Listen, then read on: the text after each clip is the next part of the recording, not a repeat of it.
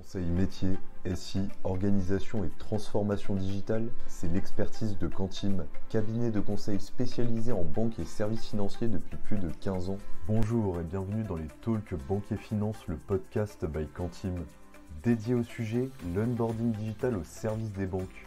Et pour cela, nous recevons Francine Basmadjian, directrice associée chez Quantim Suisse. Donc bonjour Francine, ma première question, quels sont les enjeux de l'onboarding digital ?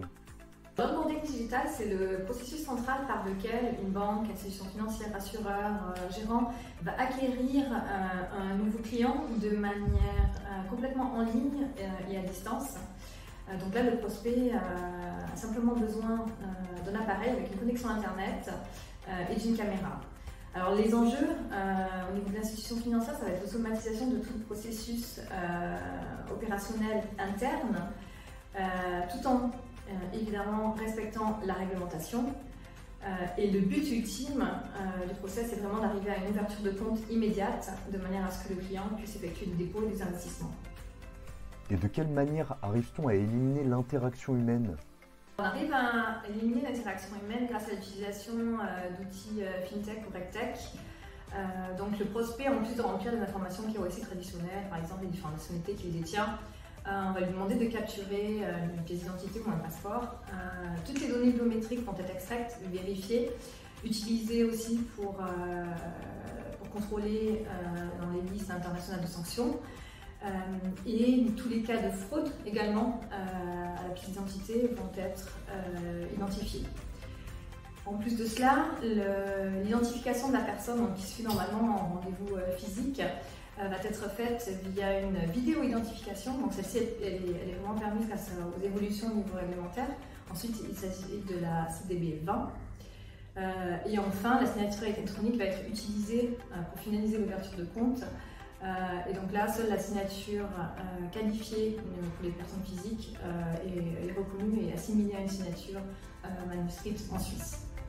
Selon toi, quel est le défi principal des banques sur ce process automatisé ? Le défi principal, ça va être vraiment d'automatiser toute la chaîne. Pour les banques de détail, c'est beaucoup plus facile, mais en Suisse, par exemple, au niveau des banques privées, on voit que certains aspects digitaux sont intégrés dans le processus existant. Donc, par exemple, chez nos clients, le rendez-vous prospect physique est maintenu, mais le collaborateur va avoir une application et scanner les pièces d'identité ou passeport. Les données et la copie vont être immédiatement disponibles au niveau du CRM. Et pour finir, quels sont les 4 pièges à éviter dans l'onboarding digital ? Les 4 pièges à éviter au niveau de l'onboarding digital, ça va être dans un premier temps de bien faire attention à la solution sélectionnée.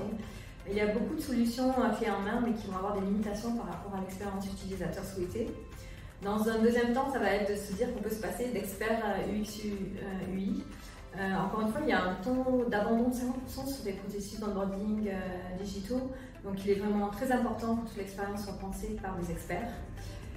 Le troisième piège, c'est de ne pas faire appel à des spécialistes réglementaires pour valider le processus. Et enfin, c'est de sous-estimer vraiment les questions d'intégration avec les solutions FinTech. Merci beaucoup Francine d'être venue sur ce podcast et d'avoir répondu à mes questions. Si vous souhaitez en savoir davantage sur Quantim et ses solutions d'accompagnement, rendez-vous sur quantim.fr. Merci et à très vite pour un prochain podcast.